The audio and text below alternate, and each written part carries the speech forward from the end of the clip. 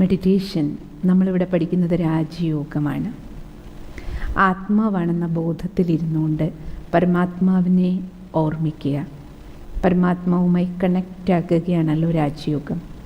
അതുകൊണ്ട് എല്ലാ ആത്മാക്കൾക്കും രാജയോഗം ചെയ്യാം. എല്ലാ ശരീരങ്ങളിലും കുടികൊള്ളുന്നത് എന്താണ്? ആത്മാവാണ്. അത് സ്ത്രീ ശരീരമാണെങ്കിലും പുരുഷ ശരീരമാണെങ്കിലും, ഹിന്ദുവാണെങ്കിലും മുസൽമാനാണെങ്കിലും, ഏത് രാഷ്ട്രീയ ബാക്ക്ഗ്രൗണ്ടിലുള്ളവരാണെങ്കിലും, ഏത് രാജ്യക്കാരാണെങ്കിലും, ഏത് വിശ്വാസ പ്രമാണങ്ങളിലൂടെ പോകുന്നവരാണെങ്കിലും, ശരീരം കൊണ്ട് വികലാംഗരാണെങ്കിൽ പോലും നമുക്ക് ആത്മാവിനെ, കാരണം ആത്മാവ് പരമാത്മാവിനെ ഓർമ്മിക്കുകയാണ്, മനസ്സുകൊണ്ടുള്ള കണക്ഷനാണ്. അതുകൊണ്ട് രാജയോഗം എല്ലാവർക്കും ചെയ്യാം. ഞാൻ ഈ മതത്തിൽ പെട്ടയാണല്ലോ, എനിക്കിത് ചെയ്യാൻ പറ്റുമോ? നിങ്ങൾ ഏത് ജാതി മതത്തിൽപ്പെട്ടവരാണെങ്കിലും, ഏത് വിശ്വാസങ്ങളിൽ കൂടെ പോകുന്നവരാണെങ്കിലും, രാജയോഗം പഠിക്കുന്നതിലൂടെ ഒരു ഹിന്ദു ബാക്ക്ഗ്രൗണ്ടാണെങ്കിൽ ഒരു നല്ല ഹിന്ദുവായി നമ്മൾ ജീവിക്കും. ഒരു ക്രിസ്ത്യൻ ബാക്ക്ഗ്രൗണ്ടിലാണെങ്കിൽ ഒരു നല്ല ക്രിസ്ത്യാനിയായിട്ട് മാറാൻ, ഇസ്ലാം മത ബാക്ക്ഗ്രൗണ്ടാണെങ്കിൽ ഏത് മതം ആയിക്കോട്ടെ, ഏത് രാജ്യമാകട്ടെ, നമുക്ക് നമ്മുടെ വിശ്വാസ പ്രമാണങ്ങളിലൂടെ ഏറ്റവും നല്ല ഒരു മനുഷ്യനായി മാറാൻ നമ്മൾ പഠിക്കുകയാണ്. കാരണം നമ്മളെല്ലാ ആത്മാക്കൾക്കും അച്ഛനാരാണ്? നാഥനാരാണ്? പരമാത്മാവാണ്. ആ പരമാത്മാവുമായിട്ടാണ് നമ്മളിവിടെ കണക്ട് ചെയ്യുന്നത്. പിന്നെ മെഡിറ്റേഷൻ നമ്മൾ പഠിക്കുമ്പോൾ, ഇപ്പോൾ ശരീരം കൊണ്ട് എന്തെങ്കിലും രോഗങ്ങളുള്ളവരാണെങ്കിൽ പോലും നിങ്ങൾക്ക് മെഡിറ്റേഷൻ ചെയ്യാൻ പറ്റും. കാരണം മനസ്സുകൊണ്ടുള്ള കണക്ഷനാണെന്ന് നമ്മൾ പറഞ്ഞുവല്ലോ.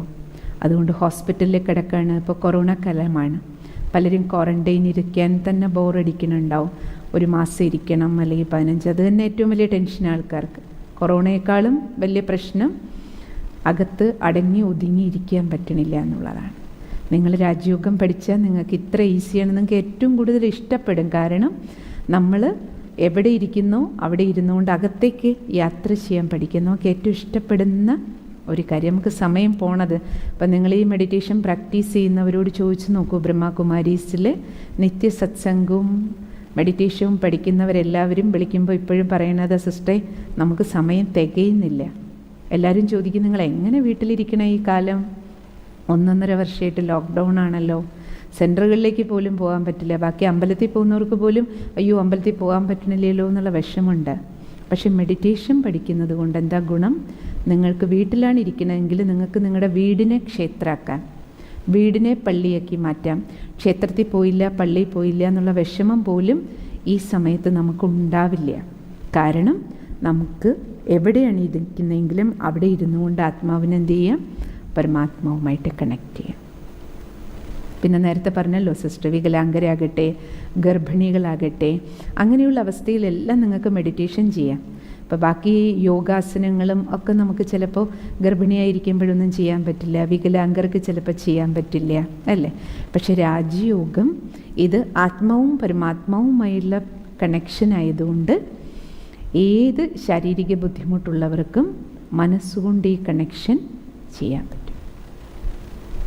പിന്നെ നമുക്ക് സ്ത്രീകളെ സംബന്ധിച്ചിടത്തോളം ചിലർ ചോദിക്കാറുണ്ട്, സ്ത്രീകളായിരിക്കുമ്പോൾ നമുക്ക് മാസത്തിൽ കുറച്ച് ദിവസങ്ങളുണ്ടല്ലോ, ആ സമയത്ത് ചെയ്യാൻ പാടുണ്ടോ എന്ന് ചോദിക്കാറുണ്ട്.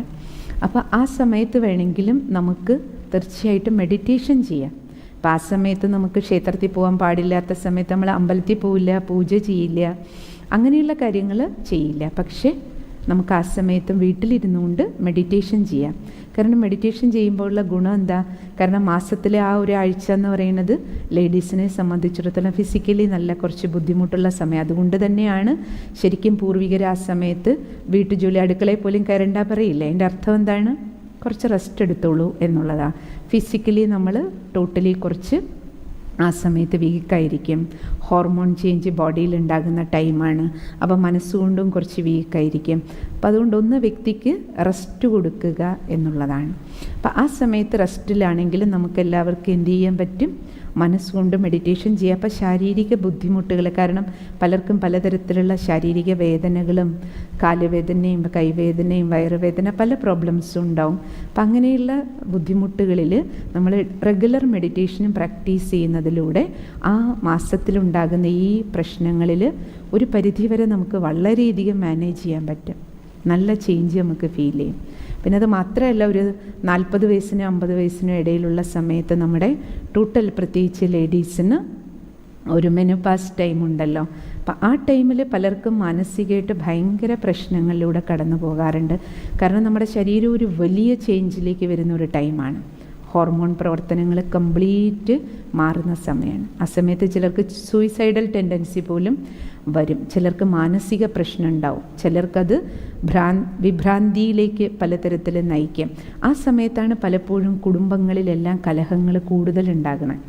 അപ്പോൾ ആ സമയത്ത് പുരുഷന്മാരെ സംബന്ധിച്ചിടത്തോളം ഭായിമാർ, ഹസ്ബൻഡാണെങ്കിലും അച്ഛന്മാരാണെങ്കിലും സഹോദരന്മാരാണെങ്കിലും എല്ലാവരും ആ ഒരു കാര്യത്തിൽ, പ്രത്യേകിച്ചും ലേഡീസ്, അത് മക്കളാണെങ്കിലും ഭാര്യമാരാണെങ്കിലും സഹോദരിമാരാണെങ്കിലും മരുമക്കളാണെങ്കിലും, ആ സമയത്ത് അവർക്ക് നമ്മൾ അറിഞ്ഞുകൊണ്ടൊരു സപ്പോർട്ട് കൊടുക്കുക. കാരണം അവർ ആ സമയത്ത് കുറച്ച് മെൻ്റലി കുറച്ച് വീക്കായിരിക്കും. അപ്പോൾ അവർ കുറച്ച് ഡിസ്റ്റർബ്ഡ് ആയാൽ പോലും ആ സമയത്ത് നമ്മൾ ക്ഷമിക്കുക. ശരി, ഇവർക്ക് വയ്യാത്തത് കൊണ്ടാണ്, ശരീരം കൊണ്ടും മനസ്സുകൊണ്ടും കുറച്ച് വീക്കാണ്. അപ്പോൾ അതിൻ്റെ അസ്വസ്ഥതയിൽ അവരെന്തെങ്കിലും പറഞ്ഞാൽ നമ്മളൊന്ന് ക്ഷമിച്ചാൽ വളരെയധികം കുടുംബ ബന്ധങ്ങൾ താറുമാറാകാതിരിക്കും. പിന്നെ ആ സമയത്ത് അമ്മമാരാരാണെങ്കിലും സഹോദരിമാരാണെങ്കിലും സിസ്റ്റർ നിങ്ങളോട് എല്ലാവരോടും പറയുന്നത് ഒരു കാര്യം, നമ്മൾ മെഡിറ്റേഷൻ, നിത്യ സത്സംഗവും മെഡിറ്റേഷനും ചെയ്താൽ ഈ ഒരു കാലഘട്ടത്തിൽ പ്രത്യേകിച്ച് നമ്മൾ ലേഡീസിന് അനുഭവിക്കേണ്ടി വരുന്ന ബുദ്ധിമുട്ട്, ചിലപ്പോൾ അത് 5 വർഷം മുതലൊക്കെ 10 വർഷം വരെയൊക്കെ ചിലർക്ക് പോകും. മിനിമം ഒരു 4-5 വർഷക്കാലം ഈ ഒരു മെനോപാസ് പ്രോബ്ലംസിലൂടെ കടന്നു പോകും. അപ്പോൾ ആ ഒരു സമയത്തൊക്കെ നമ്മൾ നിത്യ സത്സംഗവും മെഡിറ്റേഷനും നമുക്കൊരു വലിയ സപ്പോർട്ടാണ്. വളരെയധികം നമ്മളെ ശാരീരികമായിട്ടും മാനസികമായിട്ടും ആ സമയത്തുണ്ടാകുന്ന സിറ്റുവേഷനെ ഓവർകം ചെയ്യാൻ സഹായിക്കും. അതുകൊണ്ട് നിങ്ങൾ തീർച്ചയായും ആ സമയത്ത് മെഡിറ്റേഷൻ, ആ സമയത്തെന്നുള്ളതല്ല, നേരത്തെ നമ്മൾ പഠിക്കുന്നത് ഇങ്ങനെയുള്ള ടൈമിൽ നമുക്ക് വളരെയധികം യൂസ്ഫുള്ളാകും. പിന്നെ നമുക്ക് മെഡിറ്റേഷൻ പ്രാക്ടീസ് ചെയ്യുമ്പോൾ കൊച്ചു കുട്ടികൾക്കാണെങ്കിലും ചെയ്യാൻ പറ്റും. നിങ്ങൾ കുട്ടികളുണ്ടെങ്കിൽ അവർക്കും പഠിപ്പിച്ച്, കുട്ടിയാണെങ്കിൽ ശരീരം കൊണ്ടല്ലേ കുട്ടികൾ. ഇപ്പം നോക്കൂ, കൊച്ചു കുട്ടികളെ LKG UKG അല്ല, അതിനെപ്പോഴും കിൻഡർ ഗാർഡനിൽ പോലും ചേർത്ത് കഴിഞ്ഞാൽ അവർക്ക് എന്തൊക്കെയാണ് പഠിപ്പിച്ചു കൊടുക്കുന്നത്, അതൊക്കെ അവർ പഠിക്കുന്നില്ലേ. അപ്പോൾ പിന്നെ ഈ ജ്ഞാനം എത്ര സിമ്പിളായിട്ടാണ് പറഞ്ഞു തരണേ അല്ലേ. അപ്പം അതുകൊണ്ട് ആത്മാവിന്, പരമാത്മാവിനെ ആ കുട്ടികൾ നമ്മളെക്കാളും പഠിക്കും, മുതിർന്നവരെക്കാളും. നിങ്ങൾ പഠിപ്പിച്ചു കൊടുത്ത് നോക്കൂ. ഞാൻ ശരീരമല്ല ആത്മാവാണെന്ന പാഠം വീട്ടിൽ കൊച്ചു കുട്ടികൾക്ക് പറഞ്ഞു കൊടുക്കൂ. അവരുടെ ഉള്ളിൽ വേഗം നമ്മളെക്കാളും, കാരണം നമ്മൾ ശരീരബോധത്തിലങ്ങ് പ്രായം കൂടുന്നതിനനുസരിച്ച് നമ്മുടെ ശരീരബോധം കൂടിയേ വരണേ. പക്ഷെ കൊച്ചു കുട്ടികളായിരിക്കുമ്പോൾ നമുക്ക് കേൾക്കുമ്പോൾ വേഗം എടുക്കാൻ പറ്റും. അതുകൊണ്ട് കുട്ടികൾക്കും ഇത് വളരെയധികം നല്ലതാണ്. പിന്നെ നമുക്ക് ഇന്ന് നമ്മുടെ വിഷയം നിങ്ങൾക്ക് എല്ലാവരും നോട്ടിൽ മനസ്സിലാക്കിയിട്ടുണ്ടാവും. ധർമ്മ സംസ്ഥാപനം, അതാണല്ലോ രാമൻ്റെ കർത്തവ്യം. നമ്മുടെ പുരാണ ഇതിഹാസങ്ങളിലെല്ലാം നമ്മൾ നോക്കുകയാണെങ്കിൽ ധർമ്മ സംസ്ഥാപനം, അതാണ് പുരാണ ഇതിഹാസങ്ങളുടെ ഇതിവൃത്തം. രാമായണം നോക്കൂ, അല്ലെങ്കിൽ നമ്മൾ മഹാഭാരതത്തിൽ നോക്കൂ. നമുക്കറിയാം, അധർമ്മം ഒരു ഭാഗത്ത് കാണുന്നു, ഒരു ഭാഗത്ത് കുറച്ച് ധർമ്മിഷ്ഠർ, അല്ലെ അധർമ്മം നിറയുമ്പോൾ ധർമ്മം സ്ഥാപിക്കാൻ വേണ്ടി, അധർമ്മം ഇല്ലാണ്ടാക്കാൻ വേണ്ടി, അല്ലെ പാണ്ഡവർ കൗരവരെ ഇല്ലാണ്ടാക്കുന്നു, പാണ്ഡവരുടെ കയ്യിലേക്ക് രാജ്യം കൊടുക്കണം. രാവണനെ വധിക്കുന്നു, അല്ല ഈശ്വര അവതരിക്കുന്നു, രാവണനെ വധിക്കുന്നു, വിഭീഷണന് രാജ്യം കൊടുക്കുന്നു, സീതയെ രക്ഷിക്കുന്നു, അല്ലേ. അപ്പം എവിടെ നമ്മൾ പുരാണ ഇതിഹാസങ്ങൾ നോക്കുകയാണെങ്കിലും അവിടെയെല്ലാം ഒരു ധർമ്മ സംസ്ഥാപനാർത്ഥം ഈശ്വരൻ അവതരിക്കുന്നു എന്നാണ് പറയണത്. ഭാരതീയ ദർശനം പ്രത്യേകിച്ചും അങ്ങനെയാണ്. ഭഗവാൻ അവതരിക്കുന്നു, ഭഗവാൻ ജനിക്കുന്നു എന്ന് പറയില്ല, എന്താ പറയുക, അവതരിക്കുക. പാശ്ചാത്യ വിശ്വാസങ്ങളിൽ നോക്കുകയാണെങ്കിൽ അവിടെ ഗോഡിൻ്റെ മെസ്സേഞ്ചേഴ്സ് എന്നാണ് പറയുക, പ്രവാചകന്മാരെന്നാണ് പറയുക, ദൂതന്മാരെ അയക്കുന്നു എന്നാണ് കേൾക്കുന്നത്. ഭാരതത്തിലാണ് ഭഗവാൻ അവതരിക്കുന്നു എന്ന ദർശനമുള്ളത്. അപ്പോൾ ഇവിടെ നമ്മൾ മനസ്സിലാക്കേണ്ട, ഭഗവാൻ അവതരിക്കുന്നു എന്ന് പറഞ്ഞാൽ എങ്ങനെയാണ് ഈശ്വരൻ അവതരിക്കുന്നത്, ഈശ്വരൻ അവതരിച്ച് ധർമ്മ സംസ്ഥാപന കർത്തവ്യം എങ്ങനെ ചെയ്യണം, ഇന്ന് നമുക്ക് അതിനെക്കുറിച്ച് മനസ്സിലാക്കാം. ഈശ്വരൻ ജനിക്കുക അല്ലെ ഈശ്വരൻ അവതരിക്കുക അല്ലേ, ഈശ്വര അവതരണം നടക്കുമ്പോൾ കൗരവരെ ഇല്ലാതാക്കി പാണ്ഡവരുടെ കയ്യിലേക്ക് രാജ്യം കൊടുക്കുക എന്ന് പറഞ്ഞാൽ ആ വാക്കിൽ തന്നെ അണ്ടർസ്റ്റുഡാണ് ധർമ്മ സംസ്ഥാപന നടക്കണ അർത്ഥം. ധർമ്മത്തിന് എന്തോ കേടുപാട് സംഭവിച്ചിട്ടുണ്ട് അല്ലേ, ധർമ്മത്തിന് കേടുപാട് വന്നു, ധർമ്മം തിരിച്ചു കൊണ്ടുവരണം. അതാണല്ലോ. ഇപ്പം നോക്കൂ, ഇരുട്ടും വെളിച്ചവും, ഇരുട്ടിനൊരു സോഴ്സില്ല, വെളിച്ചത്തിനൊരു സോഴ്സുണ്ട്. ഇരുട്ട് മാറാൻ നമ്മളെന്താ ചെയ്യുക അല്ലേ, വെളിച്ചം സ്വിച്ച് ഓൺ ചെയ്യും. അതേപോലെ അധർമ്മത്തിൻ്റെ ഇരുട്ട് നീങ്ങാൻ ധർമ്മത്തിൻ്റെ സ്വിച്ച് ഓൺ കർമ്മമാണ് പരമാത്മ ചെയ്യുന്നത്. ധർമ്മത്തിൻ്റെ സ്വിച്ച് എവിടെ കിടക്കുന്നത്? നമ്മുടെ ഉള്ളിലാണ്. കാരണം ലോകം നമ്മൾ പറയും ഇരുട്ട് നിറഞ്ഞു എന്ന് പറഞ്ഞാൽ എന്താ അർത്ഥം? ഇപ്പോൾ ഇപ്പോഴത്തെ നാടകവും സിനിമയൊക്കെ നിങ്ങൾ നോക്കിയാൽ അറിയാം, നാടകത്തിലും സിനിമയിലും ഒക്കെ കഥ എങ്ങനെയാണല്ലോ കാണിക്കണേ. ഒരു നായകൻ നായിക നല്ല രീതിയിൽ കാര്യങ്ങൾ നടന്നു പോകുമ്പോൾ അപ്പോൾ ഒരു വില്ലൻ കടന്നു വരുന്നു, ഉപദ്രവിക്കുന്നു, പിന്നെ നായകൻ ഏതെങ്കിലും ഒരു മാർഗത്തിലൂടെ വില്ലനെ ഇല്ലാണ്ടാക്കുന്നു, അതോടുകൂടി കഥ കഴിയും, നാടകം അവസാനിക്കും അല്ലേ.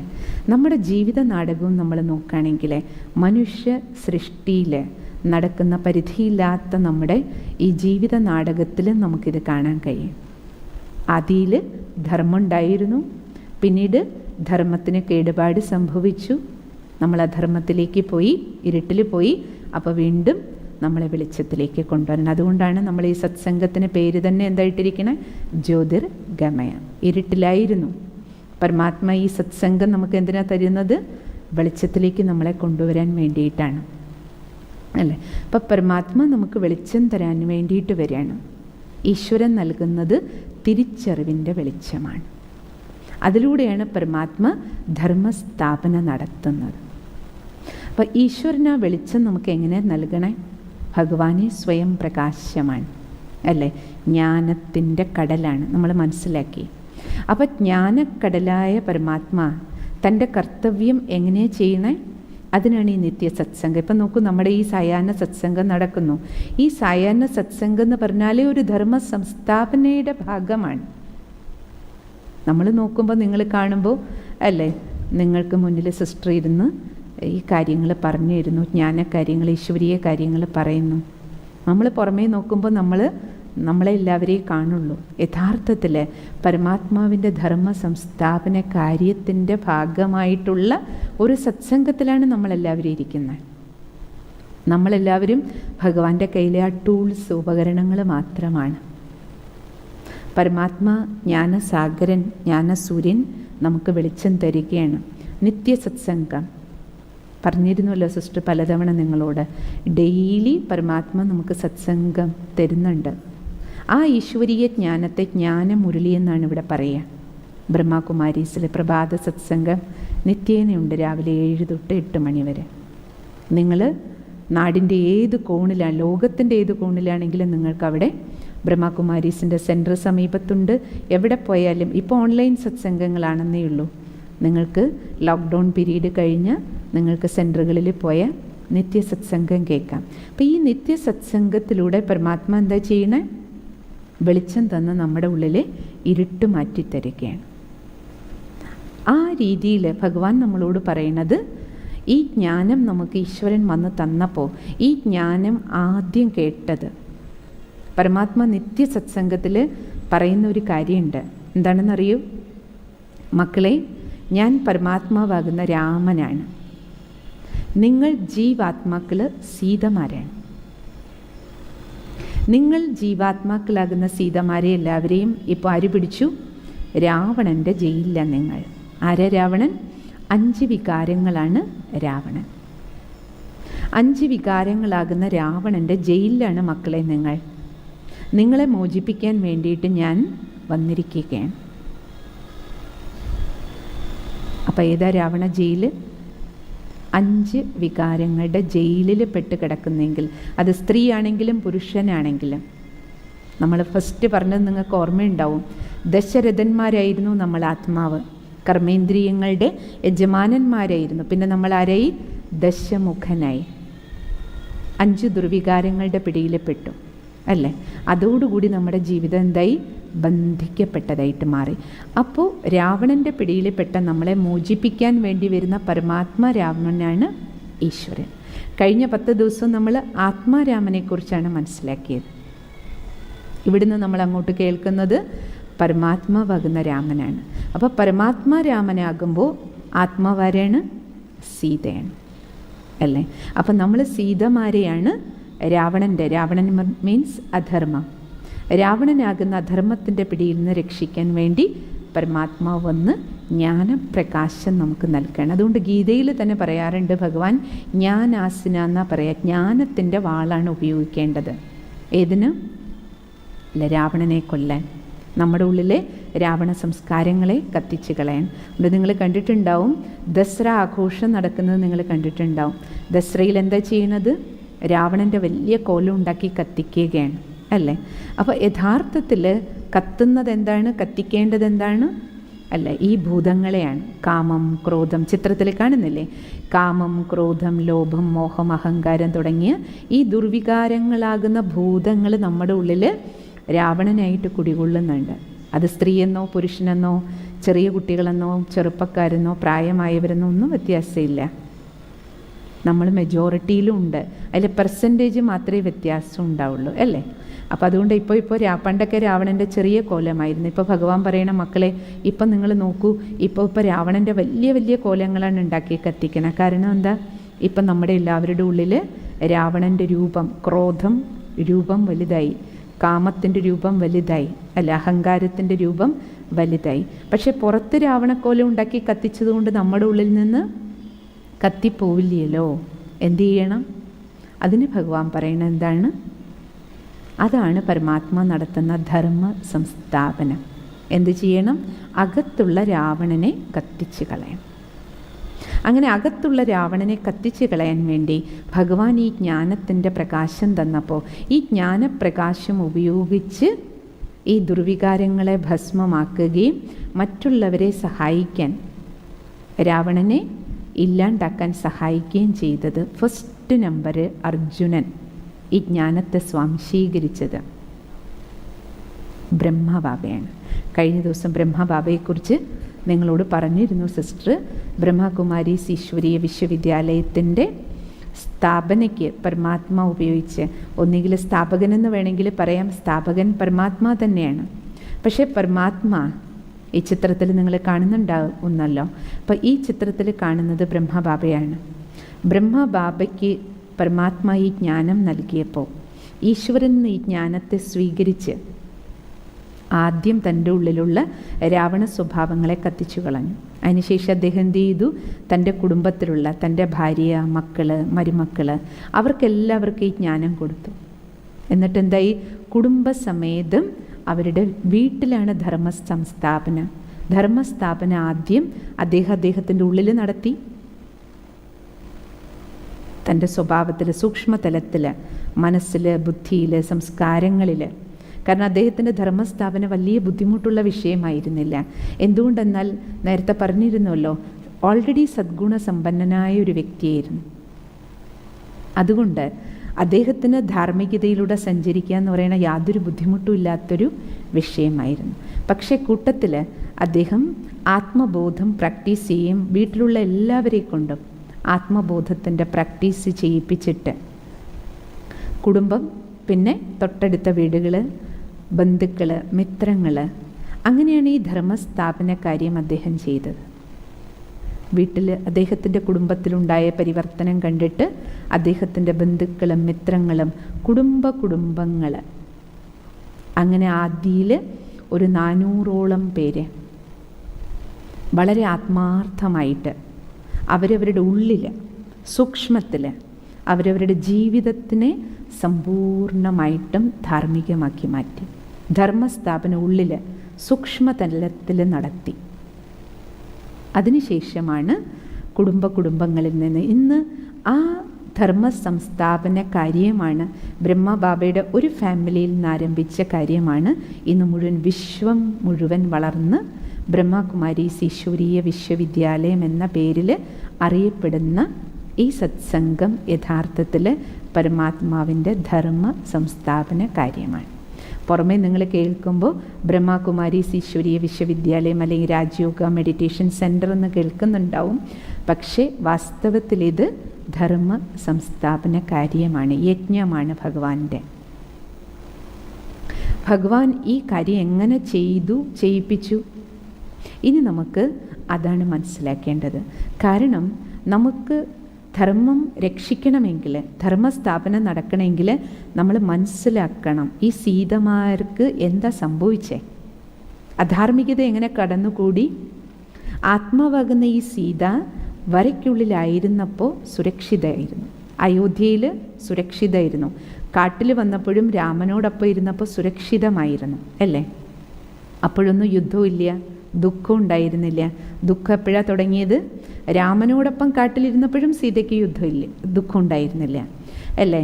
രാമനെ അകറ്റി, പോയി പിടിച്ചിട്ട് വാ മാനിനെ പിടിച്ചിട്ട് വാ, പലതവണ പറഞ്ഞു വേണ്ടാന്ന്. പക്ഷേ മോഹം അവിടെ തന്നെ സീത ആദ്യം ലംഘിച്ചു. സ്വയം രാമൻ കൂടെയുണ്ട്, ഭഗവാൻ കൂടെയുണ്ട്, അർത്ഥം സർവസ്വവും കിട്ടി. എന്നിട്ടും തൻ്റെ ഉള്ളിലുള്ള പരിധിയുള്ള ഇച്ഛ, ഒരു സ്വർണ്ണമാനിനെ കണ്ടപ്പോൾ ഉണ്ടായ മോഹം, അതാണല്ലോ നമുക്കും പലപ്പോഴും ഉണ്ടാകുന്നത് ജീവിതത്തിൽ. എല്ലാം ഉണ്ടെങ്കിലും അല്ലേ, ചില വസ്തുക്കളോ സാധനങ്ങളോ അല്ലേ, സ്വന്തം പതി ഉണ്ടാവും, അല്ലെങ്കിൽ ഭാര്യ ഉണ്ടാവും, മക്കളുണ്ടാവും, കുടുംബം ഉണ്ടാവും, എല്ലാം ഉണ്ടാകും, ധനം ഉണ്ടാവും, നല്ല ജോലി ഉണ്ടാകും. പിന്നെയും പൈസ കാണുമ്പോൾ ആർത്തി അല്ലെ, പരസ്ത്രീകളെയോ പരപുരുഷനെയോ കാണുമ്പോൾ ഉണ്ടാകുന്ന മോഹം. ചിലർക്ക് സ്ഥാനങ്ങളോട്, ചിലർക്ക് ധനത്തോട്, ചിലർക്ക് സാധനങ്ങളോട്. ആ നമ്മുടെ അത്യാർത്തിയാണ് പലപ്പോഴും എന്ത് ചെയ്യണേ, നമ്മളെ രാമൻ്റെ അടുത്ത് നിന്ന് അകറ്റുന്നത്. രാമനെ ദൂരെയാക്കി വസ്തു വ്യക്തി വൈഭവങ്ങളുടെ പിന്നാലെ നമ്മൾ സീതമാർ പായാൻ തുടങ്ങിയപ്പോൾ എന്തായി? രാവണൻ്റെ പിടിയിലേക്ക് നമ്മളറിയാതെ പോകാൻ തുടങ്ങി. എന്നിട്ടും എന്ത് ചെയ്തു? ലക്ഷ്മണനൊരു രേഖ വരച്ചു കൊടുത്തു. ആ രേഖയ്ക്കുള്ളിൽ ഇരുന്നില്ല. വീണ്ടും എന്ത് ചെയ്തു? സീത ആ രേഖ മുറിച്ച് പുറത്ത് കടന്നു. എന്ന് പറഞ്ഞാൽ എന്താ അർത്ഥം? ആത്മാക്കളായ നമുക്ക്, ജീവാത്മാക്കൾക്ക് ശരീരമെടുത്ത് ഈ ഭൂമിയിൽ ജീവിക്കുമ്പോൾ നമുക്ക് ഈ പ്രപഞ്ചത്തിൽ ജീവിക്കാൻ ചില യൂണിവേഴ്സൽ ലോസ് ഉണ്ട്. അതാണ് കർമ്മ നിയമങ്ങൾ, ജീവിത നിയമങ്ങൾ, മര്യാദകൾ. അത് നമ്മൾ 2-3 ഭാഗങ്ങൾ സത്സംഗത്തിൽ അല്ലെ കഴിഞ്ഞു പോയ ഭാഗങ്ങളിൽ വളരെ ഡീറ്റെയിൽഡായിട്ട് ചർച്ച ചെയ്തിട്ടുണ്ട്. നിങ്ങൾക്കറിയാം നമ്മൾ എവിടെയൊക്കെ വെച്ച് എങ്ങനെയൊക്കെ നിയമം തെറ്റിച്ചു, പെരുമാറ്റച്ചട്ടങ്ങൾ ലംഘിച്ചു. ഇന്നും അങ്ങനെയല്ലേ?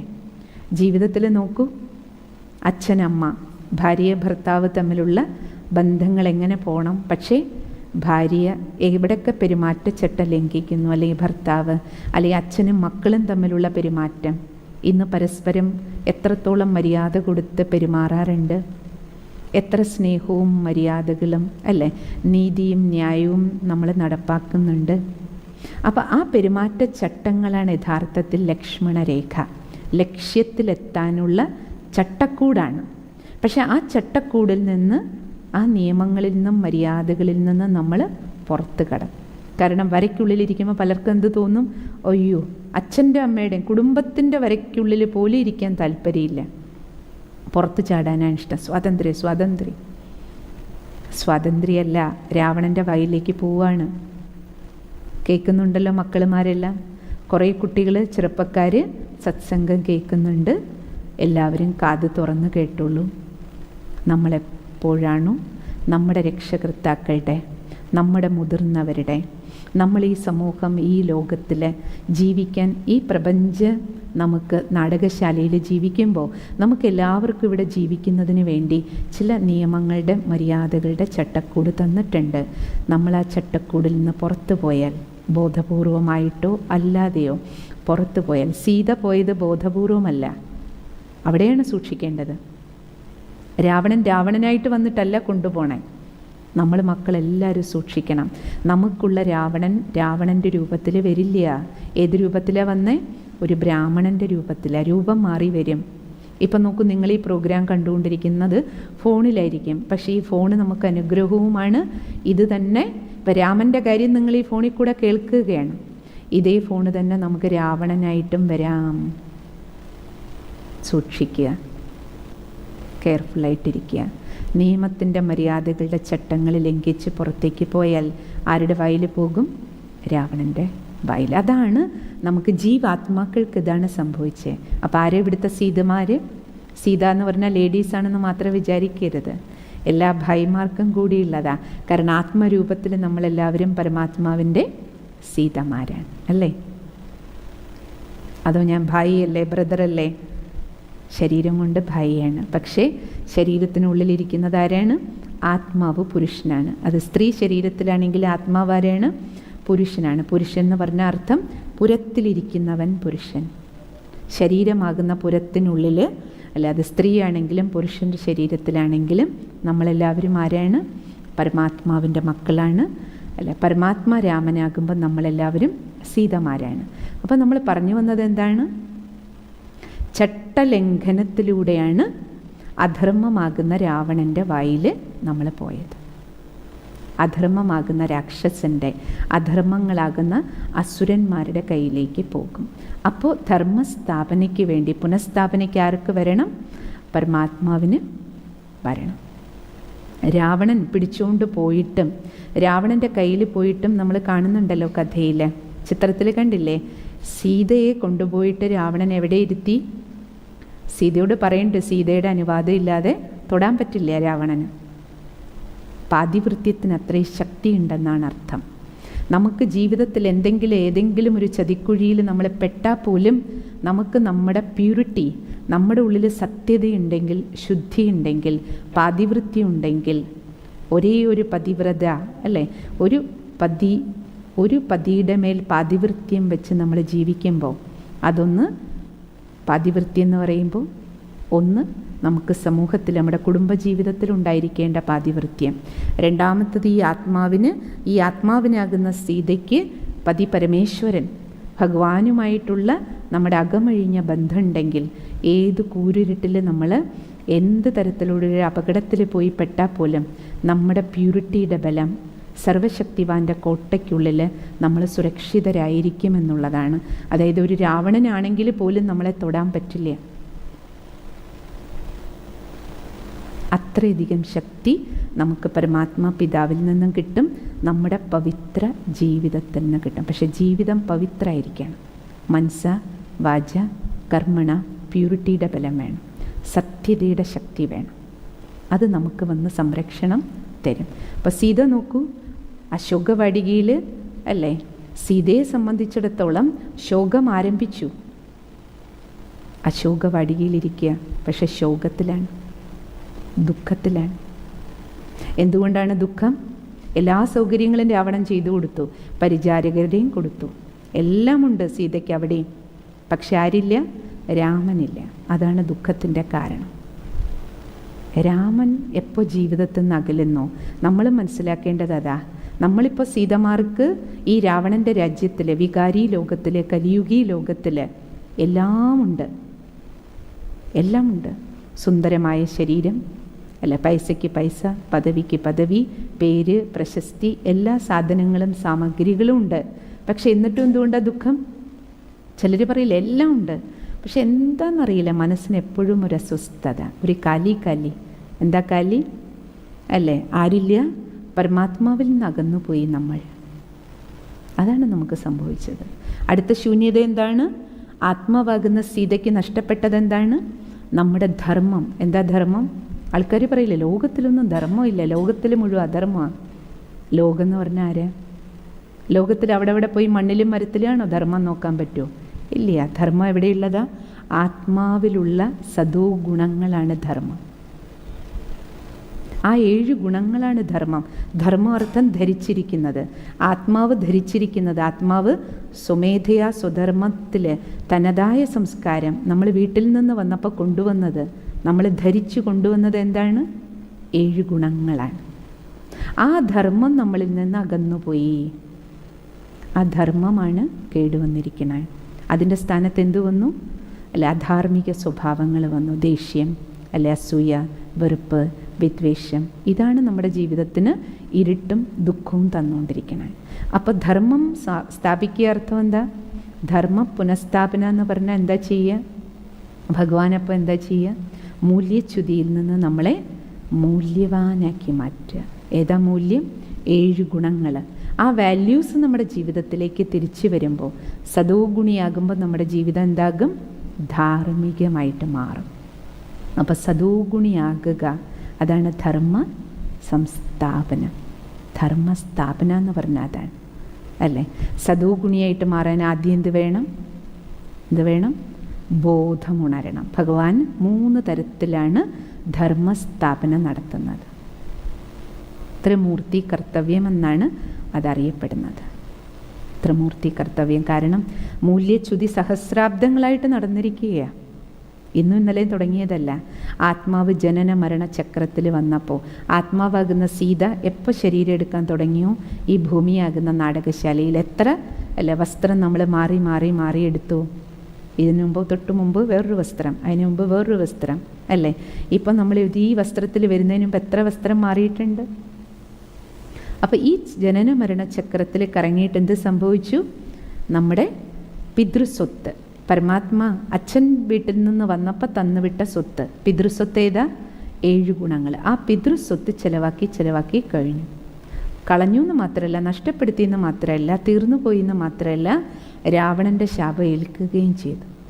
പിതൃസ്വത്ത് പോയി, രാവണ ശാപമേറ്റു. എന്താ രാവണശാപം? അല്ല, ദുർവികാരങ്ങൾ, ദുശ്ശീലങ്ങൾ, ദുസ്വഭാവങ്ങൾ. ഇപ്പോൾ നമ്മൾ ഉപയോഗിക്കുന്നത് ഏതാണ്? അല്ല, രാമൻ്റെ സ്വത്തിന് പകരം നമ്മൾ രാവണ സ്വത്തെടുത്ത് കൈകാര്യം ചെയ്യുക, അങ്ങോട്ടും ഇങ്ങോട്ടും. അതുകൊണ്ടാണ് പരസ്പരം മുള്ളുകുത്തുന്നതും വേദന കൊടുക്കുന്നതും അല്ല, നമുക്ക് ദുഃഖം അനുഭവിക്കേണ്ടി വരുന്നത്. അപ്പം അതുകൊണ്ട് ഭഗവാൻ ധർമ്മ സംസ്ഥാപനം നടത്തുക എന്ന് പറഞ്ഞാൽ യഥാർത്ഥത്തിൽ ഈ സമയത്ത് എന്താ നടക്കേണ്ടത്? നമുക്ക് മനസ്സിലായി, മൂല്യവാനാകണം, സദോഗുണിയാകണം, അല്ലേ? അപ്പം സദോഗുണിയാക്കി മക്കളെ മാറ്റാൻ വേണ്ടി ഭഗവാൻ ഈ ഭൂമിയിലേക്ക് വരുന്ന ഒരു സമയം പറയുന്നുണ്ടല്ലോ. എപ്പോഴാണ് ഭഗവാൻ വരുന്നത്? അല്ലേ?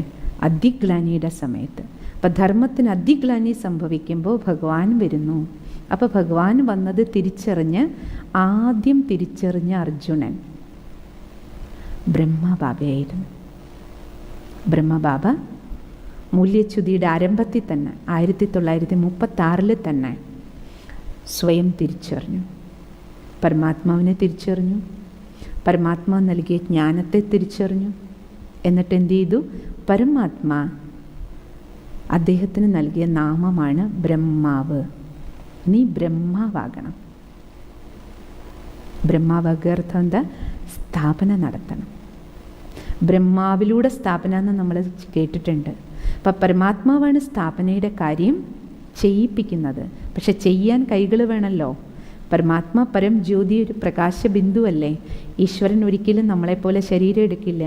അപ്പോൾ ഈശ്വരൻ ഈ ഭൂമിയിൽ വന്ന് ധർമ്മം സ്ഥാപിക്കണമെങ്കിൽ എന്ത് ചെയ്യണം? ഈ ഭൂമിയിൽ ധർമ്മം പോയിരിക്കുന്നത് ജീവാത്മാക്കളിൽ നിന്നാണ്, ശരീരത്തിലിരിക്കുന്ന ആത്മാക്കളിൽ നിന്നാണ് ധർമ്മം നഷ്ടപ്പെട്ടിരിക്കണേ. സദോ ഗുണങ്ങൾ പോയി രജോ തമോ അവസ്ഥയിലെത്തിയിരിക്കണേ.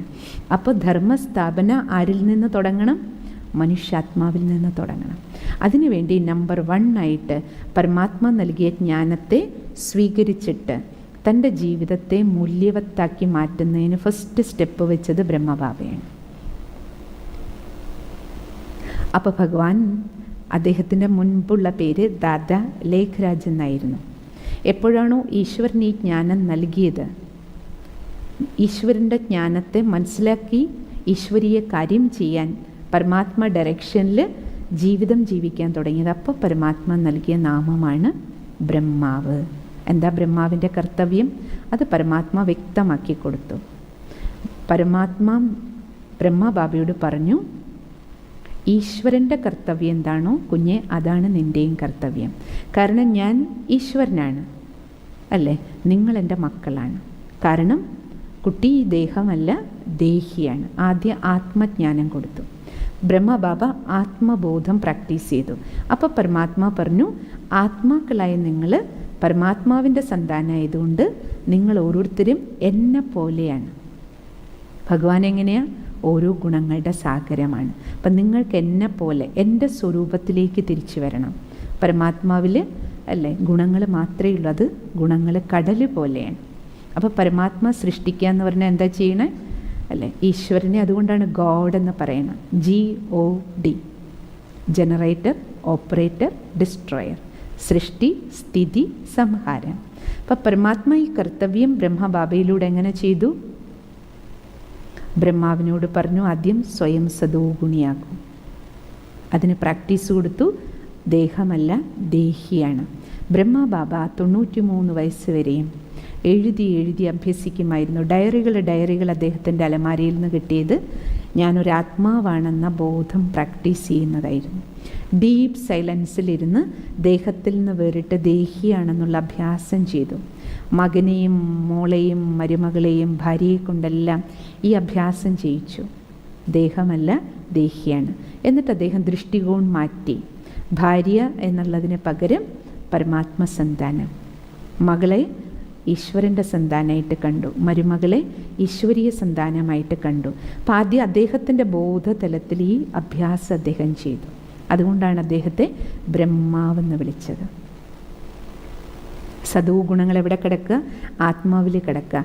ആത്മബോധം പ്രാക്ടീസ് ചെയ്താലേ എന്താകുള്ളൂ? സദോഗുണിയാകുള്ളൂ. അപ്പം സദോഗുണിയാകാനുള്ള പുരുഷാർത്ഥത്തിൻ്റെ പേരാണേത്? ബ്രഹ്മാവാകുക. പിന്നെയോ രണ്ടാമത്തെ കർത്തവ്യം പരമാത്മാ അദ്ദേഹത്തിനോട് പറഞ്ഞു, കുഞ്ഞെ നിനക്ക് വിഷ്ണു ആകണം. സദോഗുണിയായാൽ പോരാ. മുഴുവൻ ജീവിതത്തിൽ രാവിലെ ഉണർന്ന് വൈകുന്നത് വരെ എന്തെല്ലാം ജോലികൾ ചെയ്യുന്നു, കർമ്മം ഉപേക്ഷിക്കാൻ ഭഗവാൻ പറഞ്ഞില്ല. കുടുംബത്തിലിരിക്കൂ, അവിടെ ഇരുന്നുകൊണ്ട് ഈ അഭ്യാസം ചെയ്യൂ, കുടുംബസമേതം പ്രാക്ടീസ് ചെയ്യൂ. എന്നിട്ട് കുടുംബത്തിൻ്റെ ജോലി മാത്രമല്ല അദ്ദേഹത്തിന് കൊടുത്തത്. അതുവരെ അദ്ദേഹം വലിയ വജ്രവ്യാപാരിയായിരുന്നു. അതിനുശേഷം പരമാത്മാ എന്തു പറഞ്ഞു?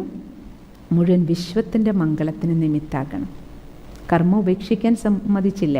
ഒരു കുടുംബത്തിന് പകരം വിശ്വമാകുന്ന കുടുംബത്തിൻ്റെ മുഴുവൻ ഉത്തരവാദിത്വം പക്ഷേ ഭഗവാൻ നിർദ്ദേശം കൊടുത്തു എല്ലാ കാര്യങ്ങളും ചെയ്തുകൊണ്ട്. ബാബയുടെ ചരിത്രത്തിൽ കേൾക്കുന്നത് ബാബ 18 മണിക്കൂർ മുതൽ 20 മണിക്കൂർ വരെ വർക്ക് ചെയ്യുമായിരുന്നു. 20 മണിക്കൂർ വരെ കർമ്മയോഗിയായിരുന്നു. അപ്പോൾ ഭഗവാൻ പറഞ്ഞു വിഷ്ണുവിനെ പോലെ കർമ്മം ചെയ്യണം. എങ്ങനെ?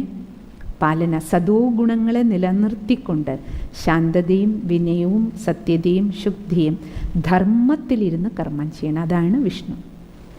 ധർമ്മമേതാ? ആത്മാവിൻ്റെ ധർമ്മം 7 ഗുണങ്ങൾ. ആ 7 ഗുണങ്ങളിൽ ഇരുന്നുകൊണ്ട് തന്നെ ചിന്തിക്കുകയും പെരുമാറുകയും പ്രവർത്തിക്കുകയും ചെയ്യണം. അപ്പോൾ അദ്ദേഹം ആദ്യം വീട്ടിൽ 5 മക്കളുടെ പിതാവായിരുന്നു. പക്ഷേ അദ്ദേഹത്തിന് പരമാത്മാ വിഷ്ണുവായി പരിപാലകനായിട്ട് മാറാൻ പറഞ്ഞപ്പോൾ അദ്ദേഹത്തിൻ്റെ വീട് വളർന്ന്, സത്സംഗം വളർന്ന്, അദ്ദേഹത്തിൻ്റെ കുടുംബം എന്തായി? 400 പേരുള്ള കുടുംബമായി. 400 പേര് ഒരു കൂരയ്ക്കുള്ളിൽ. എന്നാലോചിച്ച് നോക്കൂ. ഈ 400 പേരുടെ ഇടയിൽ ഭഗവാൻ പറഞ്ഞു വിഷ്ണുവായി ജീവിക്കണം, സദോഗുണിയായി പെരുമാറണം. ഫുൾ ഡേ കർമ്മത്തിൽ ദിവ്യ ഗുണങ്ങളുടെ അസ്ത്രങ്ങളെ ഉപയോഗിക്കണം. അതാണ് വിഷ്ണു. നമ്മൾ ആദ്യമേ പറഞ്ഞിരുന്നുവല്ലോ. കാരണം ഈ 400 പേരും കലിയുഗത്തുനിന്ന് വന്നവരാ. കലിയുഗി സ്വഭാവ സംസ്കാര. പല കുടുംബം, പല സ്വഭാവം, പല സംസ്കാരം അല്ലേ? അപ്പോൾ എല്ലാവരുടെയും കയ്യിൽ പലതരത്തിലുള്ള മാരകായുധ സ്വഭാവങ്ങളാണ്. പക്ഷേ ബ്രഹ്മബാബ ദിവ്യാസ്ത്രങ്ങൾ ഉപയോഗിച്ച് ജീവിതം ജീവിച്ച് കാണിച്ചു കൊടുത്തു. അപ്പോൾ കൂടെയുള്ള ഈ 400 പേർക്ക് എന്ത് ചെയ്യാൻ കഴിഞ്ഞു? ബ്രഹ്മബാബയെ നോക്കിക്കൊണ്ട് ഫോളോ ചെയ്യാൻ എളുപ്പമായി ജീവിതം. മൂന്നാമത്തെ കർത്തവ്യം പരമാത്മാ പറഞ്ഞു GOD, അതിലെ ഡിസ്ട്രോയർ. ശങ്കരനെ പോലെ സംഹരിക്കണം. എന്ത് സംഹരിക്കണം? നിങ്ങൾക്ക് നിങ്ങളുടെ ഉള്ളിൽ എന്തെല്ലാം പഴയ സ്വഭാവ സംസ്കാരങ്ങളുണ്ടോ അതിനെ യോഗാഗ്നിയിൽ കത്തിച്ചുകളെ. മെഡിറ്റേഷൻ ചെയ്യൂ. ആത്മാവാണെന്ന ബോധത്തിൽ പരമാത്മാവായി എന്നെ ഓർമ്മിക്കൂ. അതിനുവേണ്ടി നിത്യ സത്സംഗം ഉണ്ടായിരുന്നു. സ്വയം ഭഗവാൻ വന്ന് ജ്ഞാനം നൽകി ജ്ഞാനബലം കൊണ്ട് നിങ്ങൾ ധ്യാനം ചെയ്യൂ. ധ്യാനത്തിലിരുന്ന് തൻ്റെ ഉള്ളിൽ കിടക്കുന്ന അധാർമിക സ്വഭാവങ്ങളെയെല്ലാം, രാവണ സ്വഭാവങ്ങളെ കത്തിച്ച് കളയും. രണ്ടാമത്തത് അല്ലേ, ശങ്കരനെ പോലെ വിനാശം, അല്ല, മുന്നിലുള്ളതിനെല്ലാം കത്തിക്കുന്നു എന്നല്ലേ നമ്മൾ കേട്ടിട്ടുള്ളത്. മൂന്നാം കണ്ണ് തുറന്നിട്ട് മുന്നിൽ വരിക അർത്ഥം എന്താ? എൻ്റെ മുന്നിൽ എന്തൊക്കെ വിഘ്നങ്ങൾ വരുന്നു, ജീവിതത്തിൽ തടസ്സങ്ങൾ വരുന്നു, എനിക്കെന്തൊക്കെ പ്രതിസന്ധികൾ നേരിടുന്നു. ഇപ്പം നോക്കൂ, എത്ര വലിയ പ്രതിസന്ധിയിലൂടെ നമ്മൾ അല്ലേ കടന്നു പോണേ. എന്തെല്ലാം പ്രശ്നങ്ങൾ, രോഗങ്ങൾ, സാമ്പത്തിക പ്രശ്നങ്ങൾ, വീട്ടിലും അല്ലേ, നമ്മൾ ഓരോരുത്തർക്കും എന്തെല്ലാം ഫേസ് ചെയ്യണം. ഇപ്പം ഇങ്ങനെയുള്ള സാഹചര്യങ്ങളിൽ നമുക്ക് മുന്നിൽ വരുന്ന പ്രശ്നങ്ങളെ എന്ത് ചെയ്യണം? ബ്രഹ്മബാബ ഇത്രയും വലിയ ഒരു സ്പിരിച്വൽ റെവല്യൂഷൻ ഭഗവാൻ ഏൽപ്പിച്ചപ്പോൾ സ്വന്തം സമുദായത്തിൽ നിന്ന്, ചുറ്റുപാടിൽ നിന്ന്, ബന്ധുമിത്രാദികളിൽ നിന്ന്, നാട്ടുകാരിൽ നിന്ന്, ആ സമയത്തുണ്ടായിരുന്ന എല്ലാവരിൽ നിന്ന്, ഗവൺമെൻറ്റിൽ നിന്ന് പോലും ധാരാളം വിപരീത സാഹചര്യങ്ങൾ ഫേസ് ചെയ്യേണ്ടി വന്നു. പക്ഷേ അദ്ദേഹം എന്ത് ചെയ്തു? ജ്ഞാനത്തിൻ്റെ ബലത്താൽ, യോഗബലത്താൽ സദോഗുണിയായിട്ട് തന്നെ എല്ലാ കാര്യങ്ങളും നേരിട്ടു. എതിർക്കാൻ വന്നവരോട് പുഞ്ചിരിയോടുകൂടി തന്നെ പെരുമാറി. ദിവ്യാസ്ത്രങ്ങളെ അദ്ദേഹം ഉപയോഗിച്ചുള്ളൂ. വിഘ്നങ്ങളിൽ വിജയിയായിട്ട് അങ്ങനെയാണ് മാറിയത്. ദിവ്യാസ്ത്രങ്ങൾ ഉപയോഗിച്ച് വിജയിയായി. രാവണ സ്വഭാവങ്ങളെല്ലാം കത്തിച്ചു കളയാനും കഴിയും. ഇപ്രകാരം ബ്രഹ്മ, വിഷ്ണു, ശങ്കർ, സൃഷ്ടി, സ്ഥിതി, സംഹാരം. ഇത് ബ്രഹ്മബാബയുടെ ഉള്ളിൽ സൂക്ഷ്മതലത്തിൽ അദ്ദേഹം ചെയ്തു. അദ്ദേഹത്തെ കണ്ടിട്ട് ഈ 400 പേരും അവരവരുടെ ജീവിതത്തിൽ സ്വയം ബ്രഹ്മാവായി, സ്വയം വിഷ്ണുവായി, സ്വയം ശങ്കരനായി ത്രിമൂർത്തി കർത്തവ്യം ഓരോരുത്തരും അവനവൻ്റെ ജീവിതത്തിൽ പാലിക്കാൻ തുടങ്ങി. കാരണം ഭഗവാൻ പറഞ്ഞത് ആദ്യം ബ്രഹ്മബാബ ധൈര്യത്തോടെ ചെയ്ത് കാണിച്ചു. അതുകൊണ്ടാണ് ഗീതയിലെ ചിത്രത്തിലും ഭഗവാൻ അർജുനോട്, ഒരാളോട് സംസാരിക്കുന്നതാ കാണിച്ചിരിക്കണേ. കാരണം ഭഗവാൻ പറയുന്നതിനെ അതേ ഭാവത്തിൽ സ്വാംശീകരിക്കാൻ കഴിഞ്ഞ നമ്പർ 1 അർജുനനായിരുന്നു ബ്രഹ്മബാബ. ബ്രഹ്മബാബയാകുന്ന അർജുനൻ്റെ ജീവിതം കണ്ടിട്ടാണ് ആദ്യത്തെ 400 പേര് റെഡിയായി. പിന്നെ ആ 400 പേരെന്തായി? ഭാരതത്തിൻ്റെ വിവിധ ഭാഗങ്ങളിൽ തങ്ങളുടെ ജീവിതം കൊണ്ട് സേവനം ചെയ്തു. അങ്ങനെ ആയിരക്കണക്കിന്, ലക്ഷക്കണക്കിന്, ഇന്ന് നോക്കൂ, നമ്മൾ ഈ സത്സംഗത്തിലിരിക്കുന്നു, നമ്മൾ വരെ ഈ ഈശ്വരീയ സത്സംഗങ്ങളിൽ ഇപ്പം നമ്മളും നോക്കൂ, കഴിഞ്ഞ 12 ദിവസങ്ങളായി സത്സംഗം കേൾക്കുകയാണ്. ഇതിലൂടെ എന്താ നടക്കണേ? ഓരോരുത്തരും അവരവരുടെ ജീവിതത്തിലേക്ക് തിരിഞ്ഞു നോക്കൂ. നമ്മൾ ഓരോരുത്തരും ബ്രഹ്മാവായിട്ട് മാറിക്കൊണ്ടിരിക്കുകയാണ്. മാറുന്നുണ്ടോ ഇല്ലയോ? നിങ്ങൾക്ക് എന്താ തോന്നണേ? ഒരു ദിവസത്തിൽ തന്നെ നമ്മൾ ഈ 3 കാര്യം ചെയ്തുകൊണ്ടിരിക്കുക. നമ്മൾ ബ്രഹ്മാവും അല്ലെ വിഷ്ണുവും ശങ്കരനുമായിട്ട് മാറിക്കൊണ്ടിരിക്കുന്നുണ്ട്. അതിരാവിലെ എഴുന്നേക്കാൻ തുടങ്ങിയവരുണ്ടാവുമല്ലോ. ബ്രഹ്മമുഹൂർത്തത്തിൽ ഉണർന്നിരുന്ന ധ്യാനം ചെയ്യുമ്പോൾ നമ്മൾ എന്താ ചെയ്യണേ? ബ്രഹ്മാവാണ്. സദോ ഗുണങ്ങളെ സ്മരിക്കുകയല്ലേ? ഞാൻ ശാന്തസ്വരൂപാത്മാവാണ്. 7 ഗുണങ്ങളെ സ്മരിക്കുന്നു. പിന്നെ എല്ലാ ഗുണങ്ങളുടെയും കടലായ പരമാത്മാവിനെ ഓർമ്മിക്കുന്നു. അപ്പോൾ എന്താ നടക്കണേ? നമ്മൾ സദോ ഗുണങ്ങളുടെ ബലം നമ്മൾ ആത്മാവിലും ശരീരത്തിലും നമ്മുടെ വീട്ടിലും അല്ലേ, ആ ശക്തി, പോസിറ്റീവ് എനർജി നിറയുകയാണ്. ഇതാണ് സ്ഥാപനം. ധർമ്മം സ്ഥാപിക്കുകയാണ് രാവിലെ എഴുന്നേറ്റ് അല്ല. അതിനുശേഷം പ്രഭാത സത്സംഗം കേൾക്കുന്നവർക്ക് എന്തായി? വീണ്ടും ധർമ്മസ്ഥാപനയിൽ ഈ അതിരാവിലെ സത്സംഗത്തിൽ നമുക്ക് കേൾക്കുമ്പോൾ മെഡിറ്റേഷൻ നമ്മൾ ചെയ്തു. സത്സംഗം കേൾക്കുമ്പോൾ ഉണ്ടാകുന്ന ഗുണം എന്താണ്? രാവിലെ ധ്യാനത്തിലിരിക്കുമ്പോൾ നമ്മൾ ഭഗവാനോട് എന്ത് സങ്കല്പം വെച്ചോ, അഥവാ നമുക്ക് എന്ത് ചോദ്യം ഉണ്ടായിരുന്നോ ജീവിതത്തിൽ, അതിൻ്റെ എല്ലാം ഉത്തരം, എന്ത് കൺഫ്യൂഷനുണ്ടോ അതിനുള്ള ക്ലാരിഫിക്കേഷൻ, അതെല്ലാം പ്രഭാത സത്സംഗത്തിൽ കിട്ടും. അപ്പോൾ സത്സംഗം കേൾക്കുമ്പോൾ എന്തായി? ഈശ്വരൻ നമ്മളോട് സംസാരിക്കുക. അതിരാവിലെ ബ്രഹ്മമുഹൂർത്ത ധ്യാനത്തിൽ നമ്മൾ ഈശ്വരനോട് സംസാരിക്കുകയാണ്. അതിൻ്റെ എല്ലാ ഉത്തരം സത്സംഗത്തിൽ കിട്ടും. നിങ്ങൾ ധ്യാനം ചെയ്തു, പക്ഷേ സത്സംഗം കേൾക്കാതിരുന്ന ഉത്തരം കിട്ടില്ല. അപ്പോഴും പരിവർത്തനം കുറച്ച് ബുദ്ധിമുട്ടായിരിക്കും. സ്ഥാപനം നടന്നാലും പാലന നടത്താൻ ഫുൾ ഡേ നമുക്ക് സദോഗുണിയായി നിലനിൽക്കാൻ കുറച്ച് കഷ്ടമായിരിക്കും. അതുകൊണ്ട് ഇനി നിങ്ങൾ സത്സംഗം കേൾക്കുന്നു, തിരിച്ച് മെഡിറ്റേഷൻ ചെയ്യുന്നില്ല എന്നിരിക്കട്ടെ, അപ്പോഴും നമുക്ക് ബ്രഹ്മ, വിഷ്ണു, ശങ്കർ ഈ 3 കർത്തവ്യം നമ്മൾ പൂർത്തിയാക്കാതെ പോകും. 3ഉം നമ്മുടെ ജീവിതത്തിൽ പാരലായിട്ട് പോകണം. അതുകൊണ്ട് ധ്യാനത്തിൽ നമുക്കിരിക്കണം, സത്സംഗവും നമുക്ക് കേൾക്കണം, ഒപ്പം എന്ത് ചെയ്യണം? ഫുൾ ഡേ കർമ്മയോഗിയായി കർമ്മക്ഷേത്രത്തിൽ നമുക്ക് നമ്മുടെ മേൽ അറ്റൻഷൻ വെച്ച് എന്താണോ സത്സംഗത്തിലൂടെ നമുക്ക് ഡെയിലി ദിവ്യാസ്ത്രങ്ങൾ കിട്ടുന്നത് അത് ഫുൾ ഡേ നമുക്ക് ഉപയോഗിക്കാനുള്ള അറ്റൻഷൻ നമ്മുടെ ജീവിതത്തിൽ ഉണ്ടാകണം. ഒപ്പം വിൽ പവർ നമുക്കുണ്ടാകണം. അതിന് മെഡിറ്റേഷൻ നമ്മളെ സഹായിക്കും അല്ലേ? ഒപ്പം വൈകുന്നേരം എന്ത് ചെയ്യാം?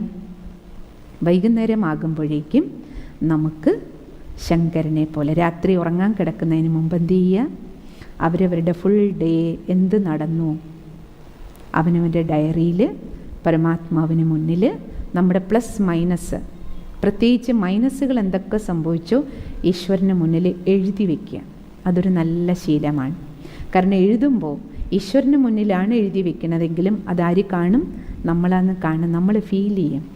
രാവിലെ മുതൽ എവിടെയെങ്കിലും വ്യതിചലിച്ചോ?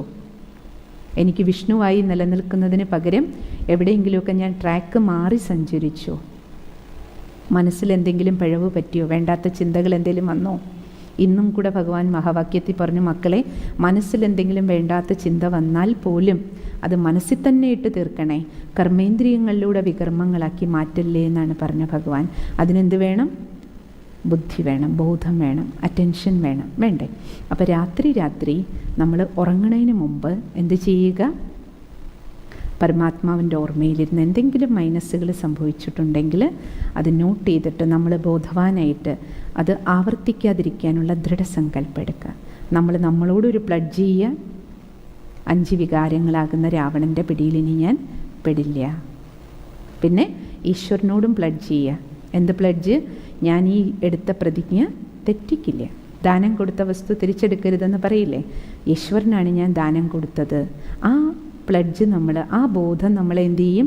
കൂടുതൽ ബോധവാനായി മുന്നോട്ട് പോകാൻ സഹായിച്ചുകൊണ്ടിരിക്കും. അതുകൊണ്ട് നമുക്ക് എല്ലാവർക്കും എന്ത് ചെയ്യണം? ത്രിമൂർത്തി കർത്തവ്യത്തിലൂടെ ധർമ്മസ്ഥാപനം നടത്തണം. ധർമ്മസ്ഥാപനം നടക്കുമ്പോൾ ഓട്ടോമാറ്റിക്കലി അധർമ്മം എന്ത് ചെയ്യും?